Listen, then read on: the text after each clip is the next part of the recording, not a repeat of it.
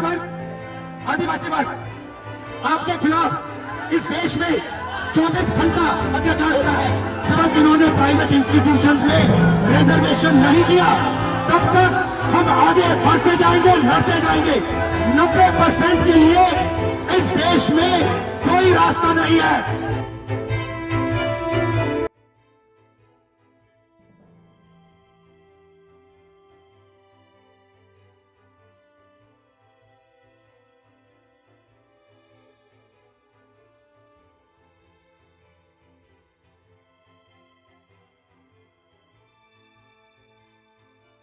दलित, पिछड़ा वर्ग, अति पिछड़ा वर्ग, आदिवासी वर्ग, आपके खिलाफ इस देश में 24 घंटा अत्याचार होता है।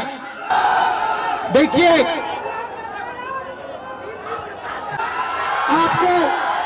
आपको दबाया जाता है, आपको शिक्षा के सिस्टम में रोका जाता है, आपके खिलाफ पेपर लीक किया जाता है और आपके करियर को रोकने के लिए, खत्म करने के लिए किया जाता है। हमने 3 मांगे की है। सबसे पहले जाति जनगणना, सही तरीके का जाति जनगणना जो हमने तेलंगाना में किया।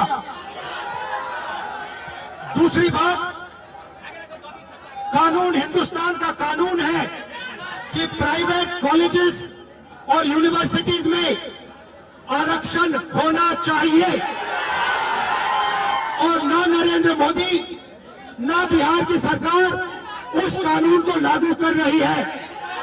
इसीलिए हम उन पर दबाव डालेंगे और जब तक, मैं बता रहा हूं, जैसे मैं यहां आया हूं ना, रोक नहीं पाए, वैसे ही नहीं रोक पाएंगे जब तक इन्होंने प्राइवेट इंस्टीट्यूशंस में रिजर्वेशन नहीं किया तब तक हम आगे बढ़ते जाएंगे, लड़ते जाएंगे। क्योंकि आप 90% हो, आप अपनी स्ट्रेंथ समझो। आपको भटकाकर, डराकर, दबाकर, आपके ध्यान को इधर उधर करके आपको रोका जाता है। इस देश में आपके लिए कोई जगह नहीं है। 90% के लिए इस देश में कोई रास्ता नहीं है। आप ब्यूरोक्रेसी को देखो, सीनियर ब्यूरोक्रेसी में आपके कितने लोग? 0। आप कॉर्पोरेट इंडिया को देखो, कॉर्पोरेट इंडिया में आपके कितने लोग? 0। आप हाई कोर्ट देखो, आपके कितने लोग? 0। आप एजुकेशन सिस्टम के मालिकों को देखो, मेडिकल सिस्टम के मालिकों को देखो, आपके लोग कितने? 0। मगर मनरेगा की लिस्ट निकालो, आपके लोगों से भरी हुई है। मजदूरों की लिस्ट निकालो, आपके लोगों से भरी हुई है। सारे के सारे कॉन्ट्रैक्ट, सारा का सारा धन 5-10% के हाथ में जाता है और आपको उल्टी सीधी बात बताकर आपके ध्यान को इधर उधर कर दिया जाता है। आपको एक साथ खड़ा होना है और 3 मांगे हैं। पहली मांग जाति जनगणना, दूसरी मांग प्राइवेट इंस्टीट्यूशंस में, प्राइवेट स्कूल और कॉलेजेस में रिजर्वेशन, अति पिछड़ा का, ओबीसी का, दलित का, आदिवासी का। तीसरी बात, SC, ST सब प्लान, जो आपका पैसा है, जो आपको नहीं दिया जाता है, आपको वो दिया जाना चाहिए। ये 3 चीजें कहने में आपसे आया था। और ये बात समझिए, आप एक बात समझिए, बिहार की पुलिस ने अभी मुझे रोकने की कोशिश की, रोक नहीं पाई। पता है क्यों नहीं रोक पाई? नहीं, इसलिए नहीं रोक पाई क्योंकि आपकी शक्ति मेरे पीछे है। आपकी शक्ति मेरे पीछे है, इसीलिए कोई, दुनिया की कोई शक्ति उसको रोक नहीं सकती है। हमने कहा, हमने नरेंद्र मोदी से कहा, पार्लियामेंट में कहा, तुम्हें जाति जनगणना करना पड़ेगा। हमने उससे कहा कि तुम्हें संविधान को यहां माथे पर लगाना पड़ेगा। नरेंद्र मोदी जी ने आपके दबाव से डरकर जाति जनगणना हिंदुस्तान में घोषित किया है।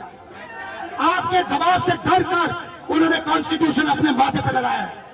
मगर वो लोकतंत्र के खिलाफ है, संविधान के खिलाफ है, जाति जनगणना के खिलाफ है और जो 90% हिंदुस्तान की गरीब आबादी है, अति पिछड़ा, दलित, आदिवासी, माइनॉरिटीज, ये इन सब के खिलाफ है।